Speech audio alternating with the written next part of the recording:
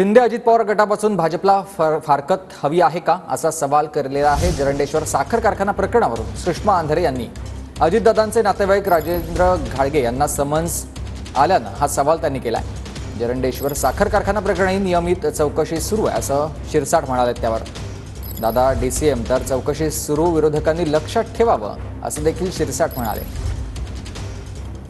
दादा गटाचे आणि शिंदे गटाचेच लोक गोत्यात येताना दिसत आहेत आणि ते गोत्यात येताना भाजपा कुठेतरी आपला लगेचच हात झटकून मोकळी होतीये का?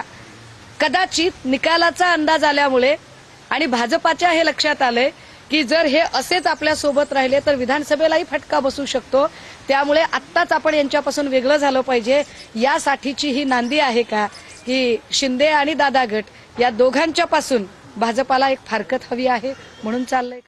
कोणत्याही प्रकरणाची चौकशी कोणताही माणूस त्याला दडपू शकत नाही, म्हणून जरांडे कारखान्याच्या संदर्भात जी चौकशी आहे ती जी काही नियमाने ती चालू आहे आणि त्यात जो कोणी दोषी अगर आढळला तर त्याला शिक्षा सुद्धा होणार आहे।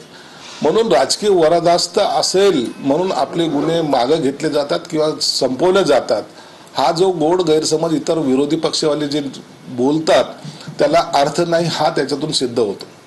अजितदादा आज उपमुख्यमंत्री असल्या तरी त्यांच्या कारखान्याची चौकशी चालू आहे याचा बोध या विरोधी पक्षाच्या नेत्यांनी घेतला पाहिजे।